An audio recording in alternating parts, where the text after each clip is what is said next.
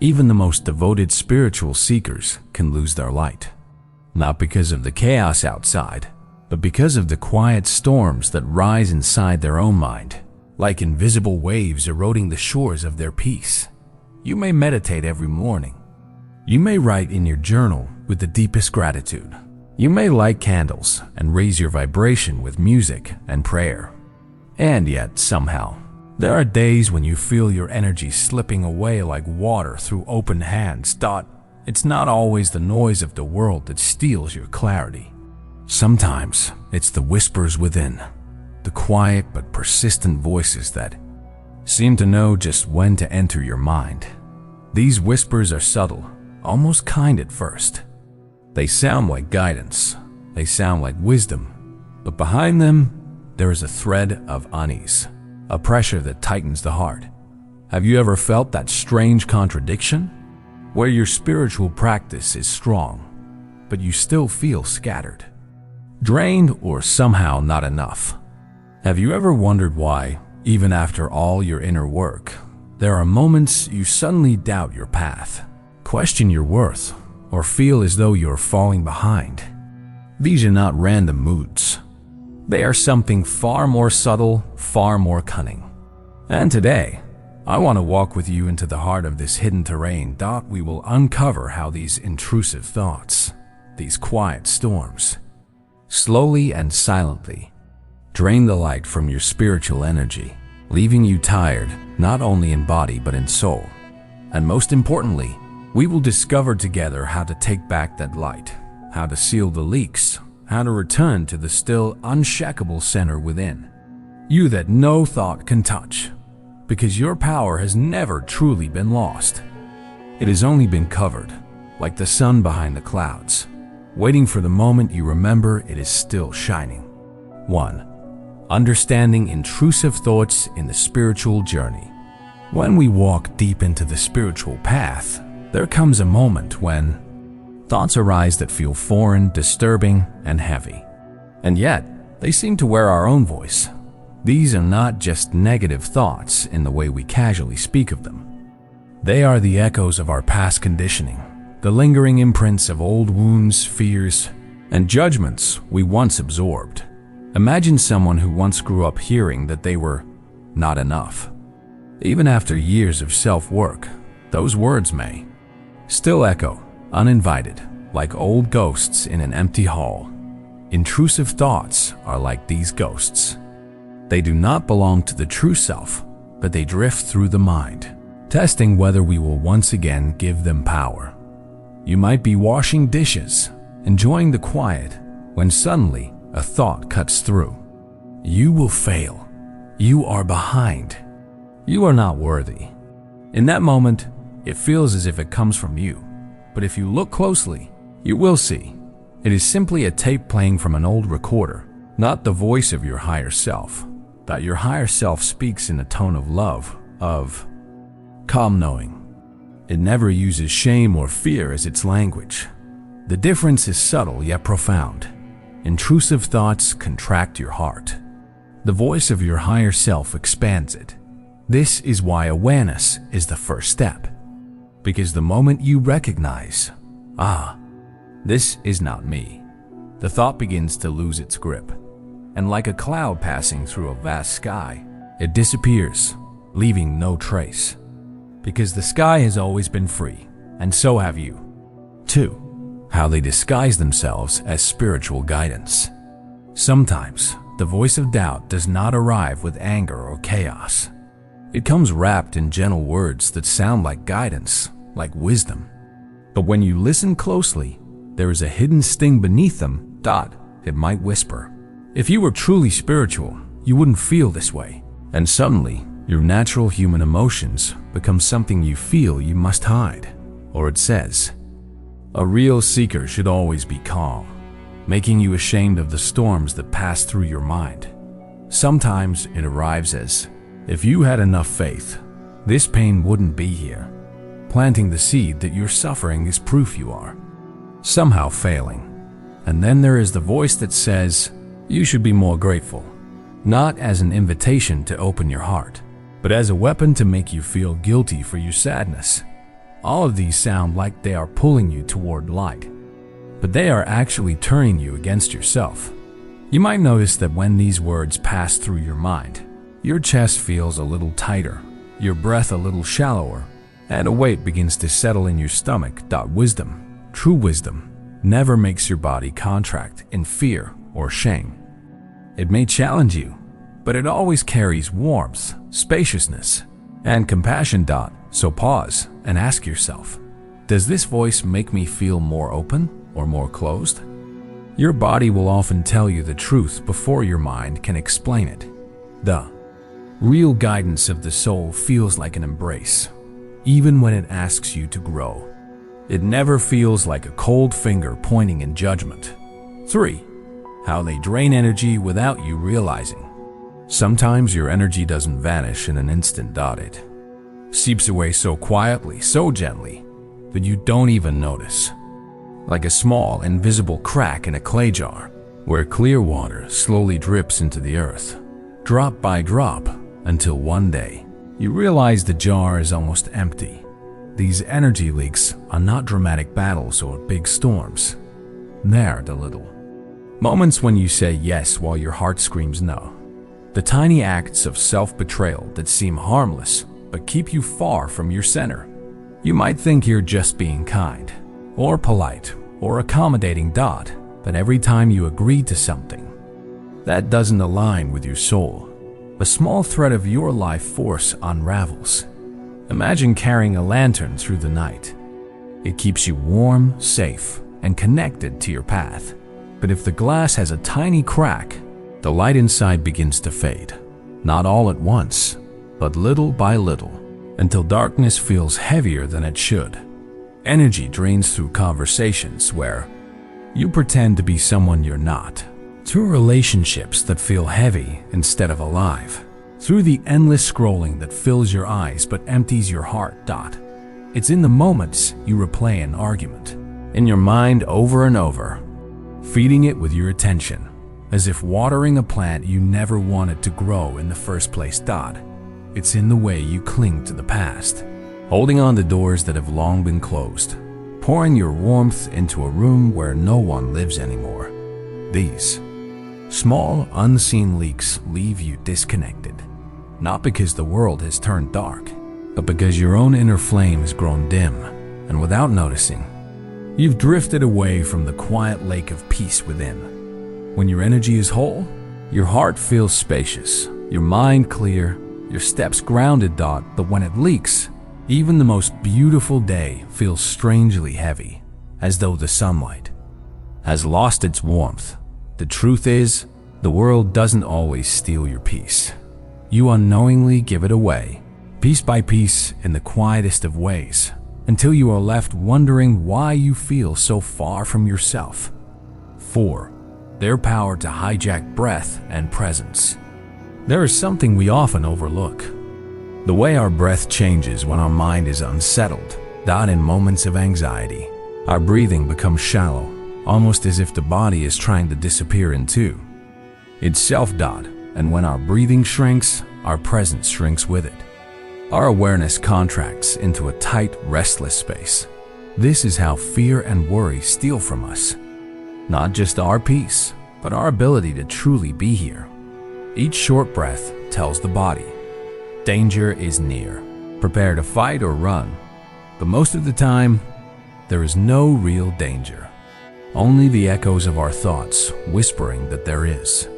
If we could pause for a moment and listen to the breath, it would tell us the truth about where we are. Let's try something simple together.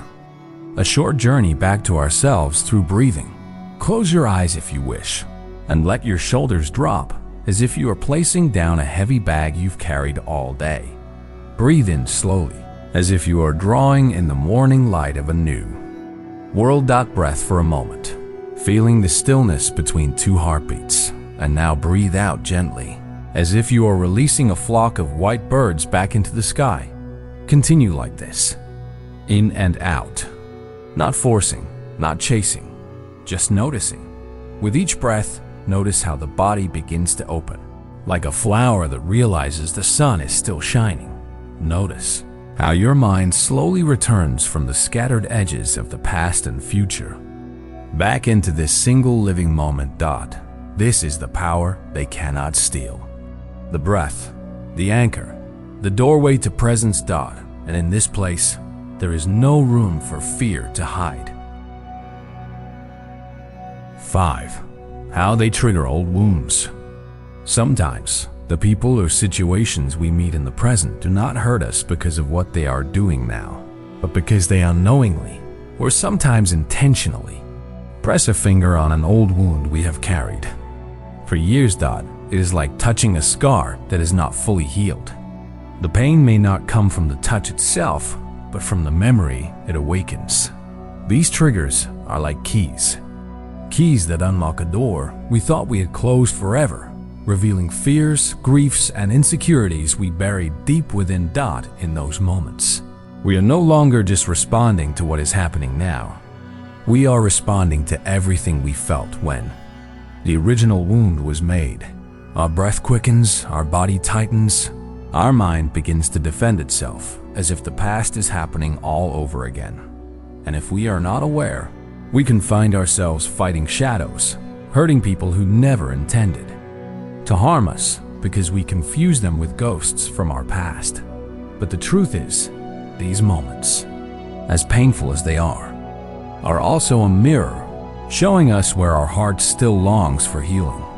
Buddhism teaches us that when these old wounds are touched, we have an opportunity to meet them with compassion instead of resistance. In metta, loving kindness begins with offering that compassion to ourselves first, as if we are cradling our own wounded child in our arms. When you breathe in, you can silently say, "I see your pain, my dear." And as you breathe out, "I am here with you. I will not abandon you." Over time, this gentle presence softens the scars until the people and events that once had power over us can no longer control our peace. We stop reacting from the wound and start responding from wisdom. And that, my friend, is when our past no longer dictates our future. 6. Creating fear of silence. There is a strange truth about the human heart. We are often afraid of silence, not because silence is harmful, but because in its stillness, it strips away every noise we use to hide from ourselves. We fill our days with music, scrolling, endless conversations, and plans. Not always because they are meaningful, but because the emptiness between them feels unbearable, like a mirror showing the things we don't want to see. This is why we cling to distraction, not as a harmless pastime, but as a shield, a wall we build to protect ourselves from the deep voice that only speaks in stillness. We fear that if we slow down, if we truly stop, all the buried feelings, the loneliness, the grief, the doubts, will rise up like a storm we can't control. But the irony is, the storm was never our enemy. It was the messenger we kept refusing to meet. Silence is not an empty room. It is the doorway to the most honest conversations we will ever have with our soul. The mind will resist. It will scream for the phone, the playlist, the task list, anything to avoid meeting the quiet. But if you can sit, breathe, and let the noise fade, you will hear something you have long forgotten. The sound of your own inner wisdom speaking without words. In that space, guidance appears not as a voice shouting from the outside, but as a knowing rising from within, like the sun slowly lifting over the horizon. And in that moment, you realize silence was never your enemy. It was your oldest friend patiently waiting for you to return home. *7. How they distort your inner voice. There are moments in life when the quiet, gentle voice inside you feels like it's speaking the truth, whispering to you from a place beyond fear, beyond doubt. But then, like a sudden shadow crossing the sun, another voice steps in. Loud, urgent, convincing. And it tells you what could go wrong, what might fail, what you should avoid at all costs. The voice of fear is clever. It wears the mask of caution, the robe of logic, the armor of just being realistic. Yet beneath all of that, it is trembling, clinging, desperate to keep you from stepping into the unknown where your soul might truly grow. Your inner wisdom, on the other hand, never shouts, never pressures, never frightens. It speaks like a calm river flowing through your heart, a sound you can only hear when you are still enough, quiet enough, willing enough to listen without rushing to respond. Fear speaks in urgency. Do it now, or you'll lose everything. Wisdom speaks in timelessness. You are right where you need to be. Fear points to danger in every corner. Wisdom points to possibilities hidden even in pain. I have learned that when I feel my breath becoming shallow, my shoulders tightening, my mind racing, I am hearing fear. But when my body feels open, my heart feels warm, and my mind feels spacious, I am hearing wisdom. So here's a question that can change everything. Does this thought expand me, or does it shrink me? If it expands you, even if it's scary, it's probably wisdom. If it shrinks you, even if it sounds safe, it's probably fear. Fear will tell you that stepping forward will destroy you, but wisdom will tell you that stepping forward is the only way to become who you are meant to be. And sometimes, the trickiest part is that fear dresses itself in your own voice. It echoes in your mind like it's you speaking, but deep down, you can feel the difference. One voice leaves you closed, the other leaves you open. When you learn to pause, breathe, and ask, does this expand me or shrink? Me? You will begin to live from a place where choices are no longer made from the tight grip of fear, but from the steady, loving hand of wisdom. And in that space, your life becomes less about avoiding mistakes and more about discovering the deeper truth of who you are, a truth fear can never touch. 8. The path to freedom. Observing without fighting. There comes a moment in every person's journey when they realize that fighting with their own mind is like wrestling with the wind. You only end up exhausted while the wind remains untouched. Instead of struggling, we can simply watch. Like someone sitting by a quiet river, letting the water flow without trying to stop it or change its direction. The practice I call watch, breathe, release is not a technique to control your mind, but a way to free yourself from the need to control it at all. First, you watch, not with judgment, but with curiosity, like looking at clouds drifting through the sky without naming their shapes. Then you breathe, not to force calmness, but to remind yourself that you are here, alive, grounded in this moment, not lost in the storms of your thoughts. Finally, you release, not by pushing thoughts away, but by letting them dissolve like morning mist melting under the warmth of the rising sun. When you see your thoughts as passing clouds, you understand that they are not the sky itself. The sky is your true mind, vast and unbroken, no matter what passes through it. This is the heart of Buddhist mindfulness.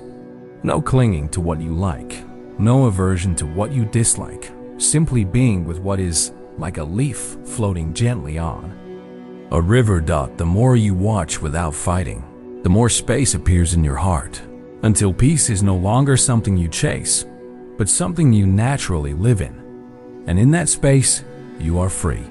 Free not because the mind is silent, but because its noise no longer owns you. Your power has always been here. In this breath, in this moment, like an ancient flame that has never gone out, even in the coldest nights of your life. It does not come from the noise of the world, nor from the approval of others, but from the silent space within you, where no storm can reach. Every thought, every fear, every memory you hold on to is like a cloud drifting across the endless sky of your being. They may cover the sun for a moment, but they can never take it away. The thoughts will pass, just as seasons pass, and just as rivers flow onward without holding back the water they've already carried. But you, the one who is aware of it all, remain. You are not the storm, You are the sky. You are not the river. You are the source. You are not the voice of fear. You are the silence that listens. Every moment you return to your breath, you return to the truth. That nothing outside of you can take away what has always been yours. Your mind may try to pull you into stories of what if and what was, but you can choose to sit back, watch them pass, and smile at their impermanence. This is your homecoming. Not to a place, not to a time, but to yourself. If these words brought you clarity, take a deep breath right now and share in the comments one thought you are ready to let go of. And if you want more guidance like this, you're welcome to subscribe. Our journey continues together, step by step, breath by breath, through the vast mystery of life.